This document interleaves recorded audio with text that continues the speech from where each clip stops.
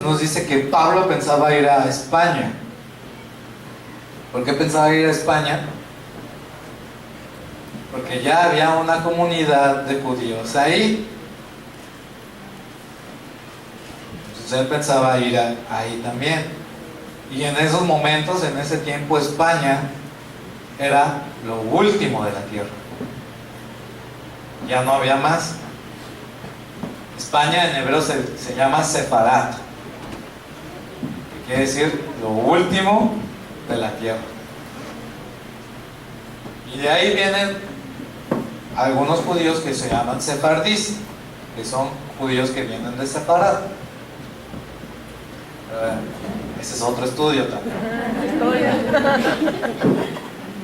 Bueno, entonces, y estaban ahí de Jerusalén varones piadosos de todas las naciones, y hecho este estruendo, se juntó la multitud y estaban confusos porque cada uno les oía hablar en su propia lengua, y estaban atónitos y maravillados diciendo: mirad, ¿no son galileos todos estos que hablan? Luego ya nos dice de todas las regiones que estaban ahí: medos, persas, egipcios, árabes, cretenses, de Carpo, de Sicilia, italianos, turcos, todo lo que es de Asia, todo lo que se conocía en ese tiempo, todo el mundo estaban ahí. Por lo menos un representante de cada nación, del mundo estaba ahí celebrando la fiesta, y todos escucharon que estaban hablando en su propio idioma. ¿Y qué creen? ¿Qué creen que hubieran dicho? ¿Qué creen que estaban hablando? Ya vimos muchas similitudes entre el monte Sinaí y entre Hechos 2. ¿Qué creen que estaban hablando? ¿O qué creen que Dios estaba hablando a través de ellos? De la ley, de lo que decía el Éxodo 20, Éxodo 21, Éxodo 22, Éxodo 23. Así leímos hasta ¿dónde? Hasta el 31, que dice que ya acabó de hablar Jehová a Moisés en el monte Sinaí y le entregó las piedras, la ley y los mandamientos. Entonces aquí también en Hechos 2 Dios les entregó algo.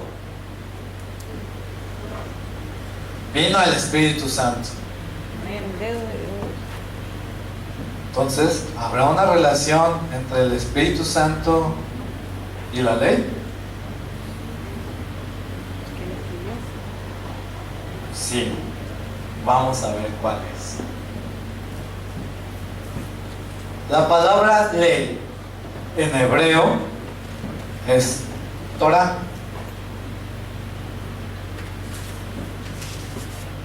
Torah no significa ley. De hecho, no tiene un significado propio la palabra así de esto significa así. No, Torah no. Viene de una raíz hebrea, yaer, que significa dar en el blanco. Que cuando alguien agarra una flecha, la tira a la diana y da en el blanco, de ahí viene esa palabra. Y de ahí se deriva la palabra Torah.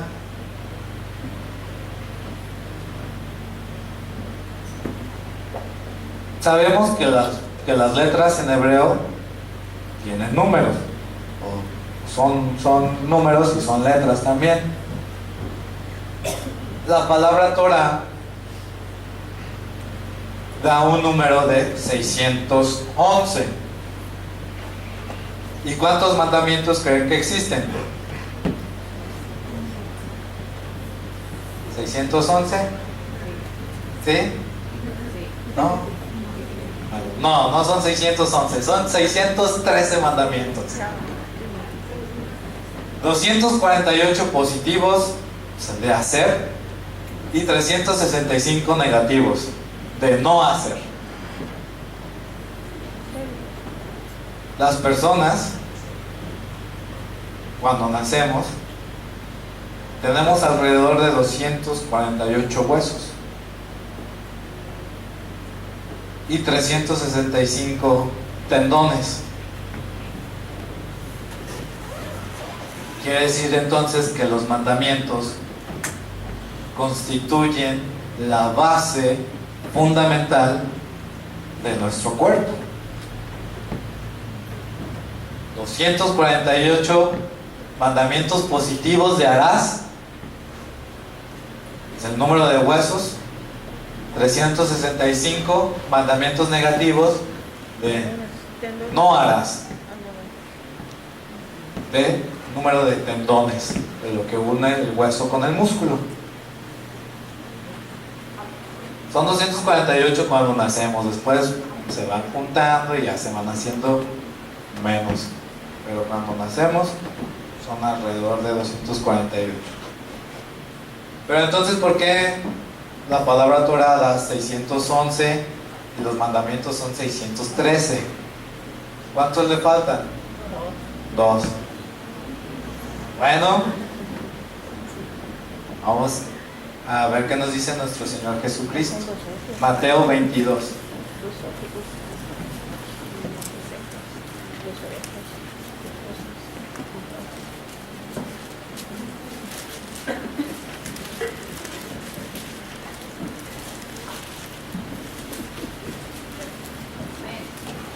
Mateo 22, 38.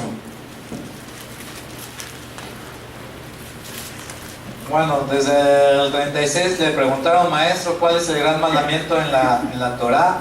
Jesús le dijo: amarás al Señor tu Dios con todo tu corazón y con toda tu alma y con toda tu mente.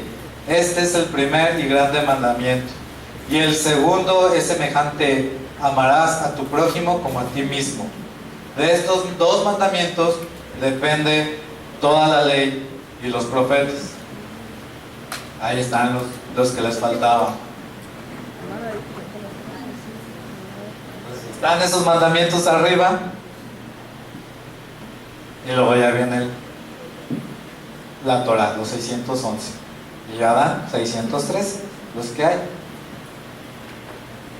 De esos dos mandamientos depende la ley y los profetas.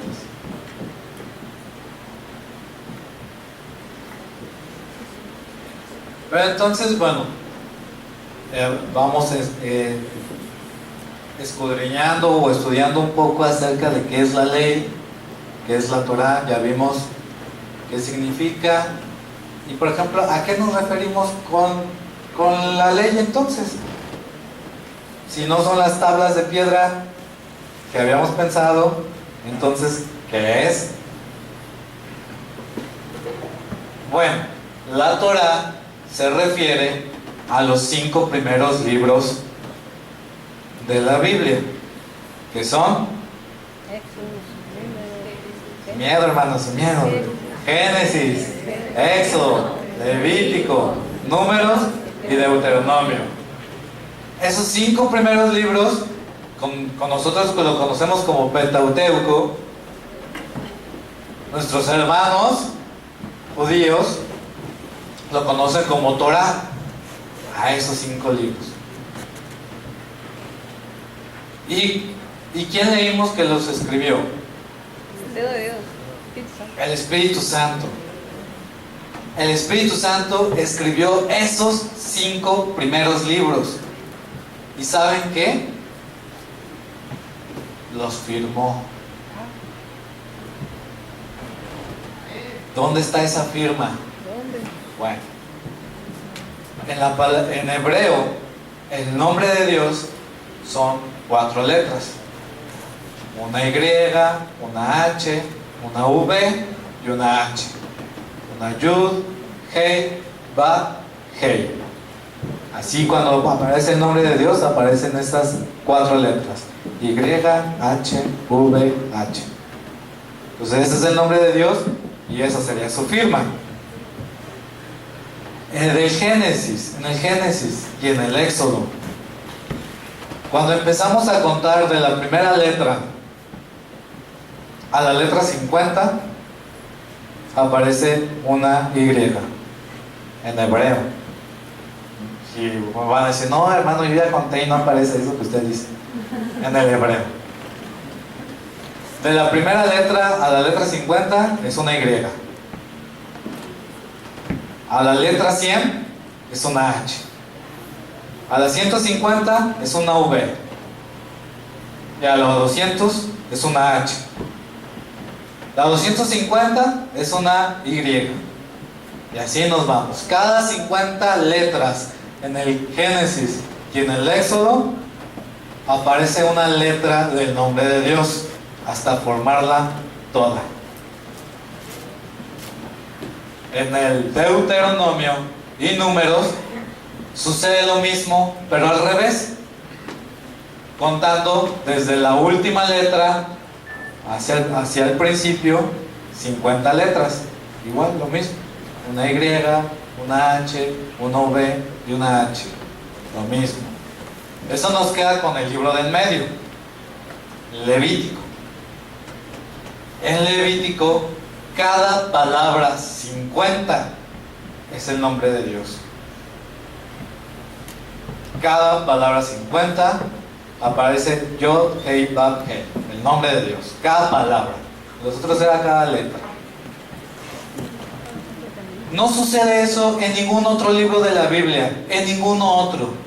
Todos fueron inspirados por el Espíritu Santo, sí, pero todos fueron escritos por hombres. Esos 5 libros los escribió el Espíritu Santo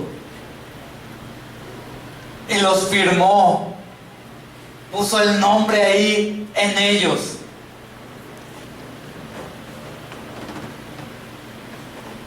Está totalmente impactante esto, que cada 50 letras aparezca una letra del nombre de Dios y que nos haga contar una historia y que nos haga una historia, que nos dé una enseñanza, que nos deje algo. Está impactante. Eso quiere decir que cada palabra está escogida cuidadosamente y que cada letra tiene su lugar preciso, que la palabra de Dios no se escribió porque sí, sino cada palabra tiene su orden, cada letra tiene su lugar y forman una historia. Y está escrito ahí la firma del autor, la firma de Dios, la firma del Espíritu Santo. ¿No les parece esto algo impactante? Amén. No pasa en ningún otro libro de la Biblia, solo en esos 5 libros. Un regalo que Dios nos dio en el monte Sinaí, esos libros. Pero yo sé que dentro de su espíritu, o de algunos, y de algunos que escucharán esta historia, estarán luchando con el conflicto de la ley y la gracia. Porque a veces, en algunos lugares, no en en algunos lugares han enseñado que la ley es en contra de la gracia y la gracia en contra de la ley, que no van juntas. Pero sin embargo aquí vemos que es un regalo de Dios. Vamos a Salmos 133. ¿Cómo les dije que estaba el pueblo en las dos ocasiones? Juntos, unánimes. Y de eso nos habla el Salmo 133.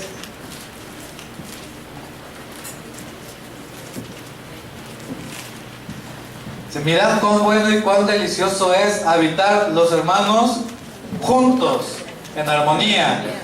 Es como el buen óleo sobre la cabeza, el cual desciende sobre la barba de Aarón y baja hasta el borde de sus vestiduras, como el rocío de Hermón que desciende sobre el monte de Sión, porque ahí envía Jehová bendición y vida eterna. en los dos casos, el pueblo de Dios estaba juntos en armonía. ¿Y qué recibieron entonces? Bendición y vida eterna. Entonces podríamos decir que la ley es bendición y vida eterna. Sí, podríamos decir, porque aquí dice que cuando el pueblo de Dios está junto, Jehová envía bendición y vida eterna. Entonces les envió la ley escrita por el Espíritu Santo. Es bendición y vida eterna. Leímos también que la ley de la libertad. Salmo 117, 111.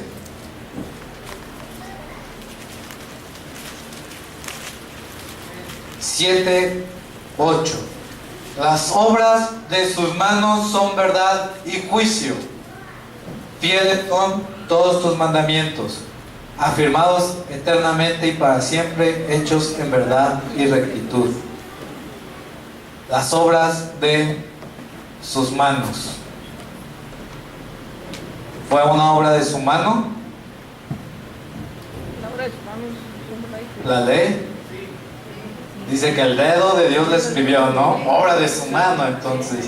Como lo somos tú y yo también, somos hechos por su mano, obras de sus manos. Son verdad y juicio. Entonces la ley es verdad y juicio. Y fieles son todos sus mandamientos. Afirmados eternamente y para siempre, hechos en verdad y rectitud. ¿Qué quiere decir entonces? Que la ley es afirmada eternamente y para siempre.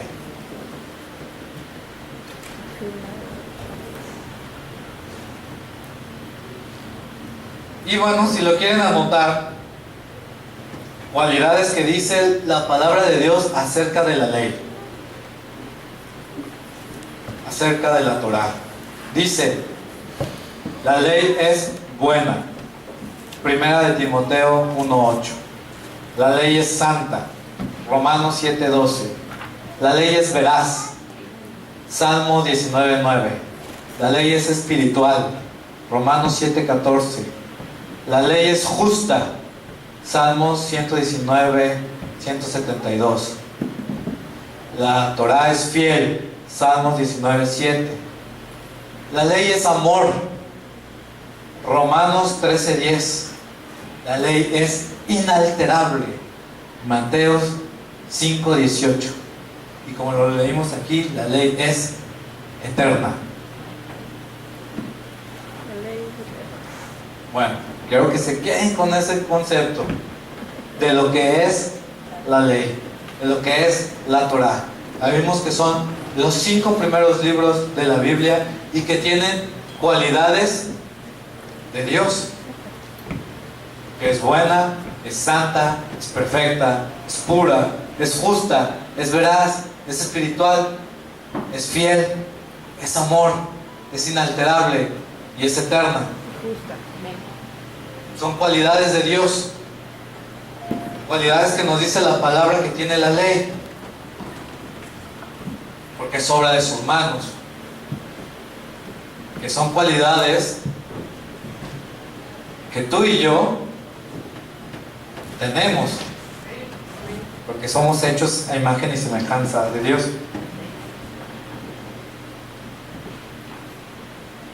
Y que si has perdido, que si hemos perdido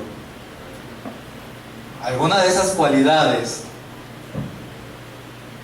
las podemos encontrar entonces en la Torá. Yo les dije entonces que la palabra Torá significa que lo que una persona va y tira y da en el blanco. ¿Cuál es entonces ese blanco? ¿Cuál es el propósito? Romanos 10:4.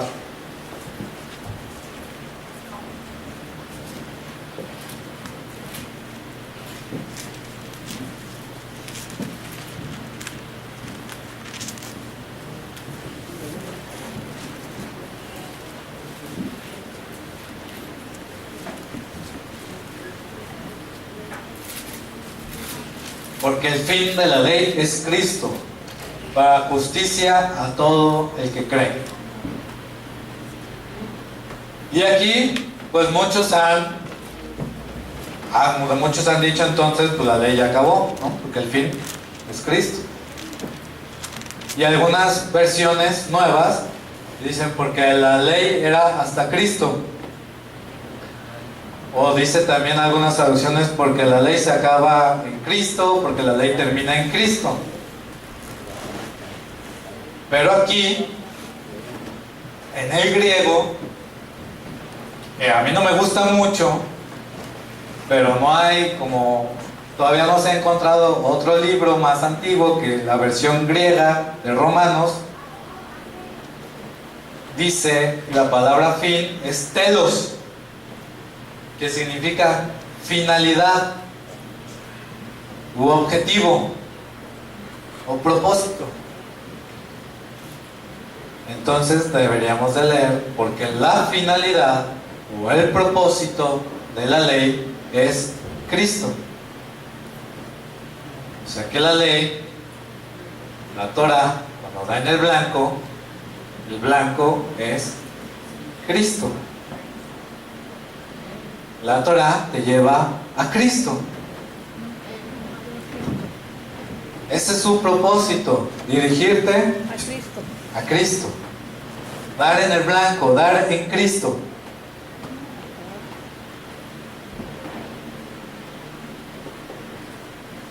¿Dónde es que se guardaba la ley?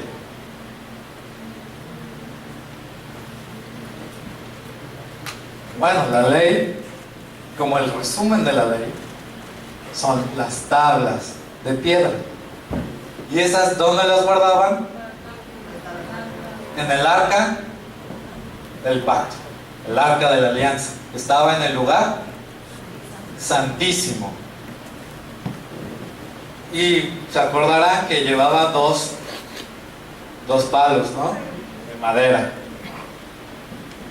Esos dos palos de madera, en hebreo, tienen el mismo nombre que costillas. Lo que quiere decir que el arca del pacto, el arca de la alianza, está entre dos costillas.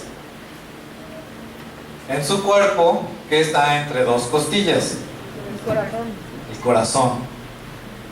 Muy bien. Entonces, quiere decir que la ley Está en el corazón. va en el corazón, o está en el corazón.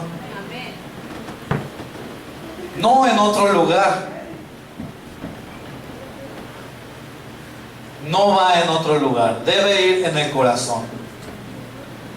Y ese podría ser otro tema de estudio, las partes del cuerpo relacionadas con el templo de Dios, como esta que acabamos de ver, porque no va en el lugar santo, no va en los atrios, no va afuera, va en el lugar santísimo, en el corazón. ¿Y quién nos dice en la Biblia que era conforme al corazón de Jehová? David. Sí, sin miedo, David. ¿Y David qué escribió? Los salmos. Vamos a ir al salmo más largo. ¿Cuál es? 119. Y vamos a hacer una dinámica, un juego. Van a decir un número del 1 al 176. 76. ¿Cuál? 76. ¿76? Sí. Buenísimo. Dice: sea ahora tu misericordia para consolarme conforme a lo que has dicho a tu siervo, conforme a la palabra que has mandado a tu siervo. ¿Qué otro número? 55. Bueno, 50. Dice: ella es mi consuelo en mi aflicción, porque tu dicho me ha vivificado, porque la palabra de Dios me ha vivificado. ¿Cuál otra dijeron? 63. 6:3. Compañero soy yo de todos los que te temen y guardan tus mandamientos. ¿Qué otro número? 66. 6:6. Enséñame buen sentido y sabiduría, porque tus mandamientos he creído. 14. Y es el último.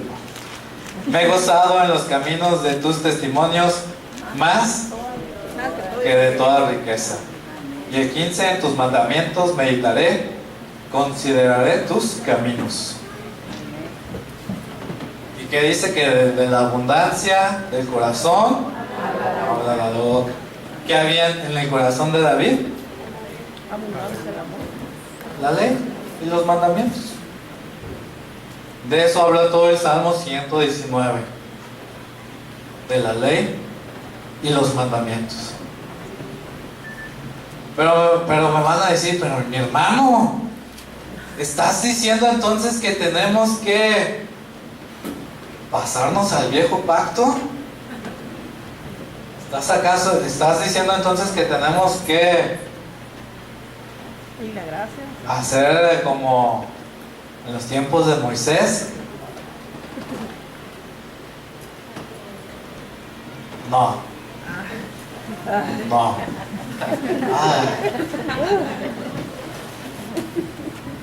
En el tiempo de Moisés había un pacto. Y en nuestros tiempos hay otro pacto. Pero leímos que entonces que la ley es eterna.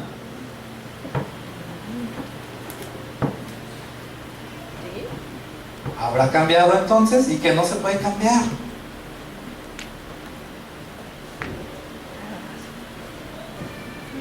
¿Qué fue lo que cambió entonces? Pacto. ¿Cambió la ley? No. Cambió el pacto. Un pacto de gracia. Amén, amén. Pacto de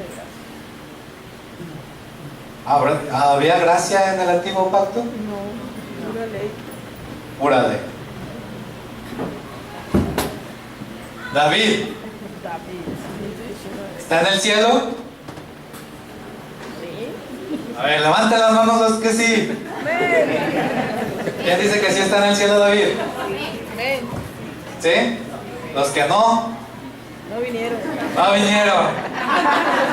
Bueno, sí, David está en el cielo. Sí. David, ¿podría estar en el cielo con el viejo pacto? No, pero le tocó la ley. No, ¿por qué? No le tocó el pacto. ¿Por qué no? Porque pecó. Pero no solo pecó, sino hizo ciertos pecados.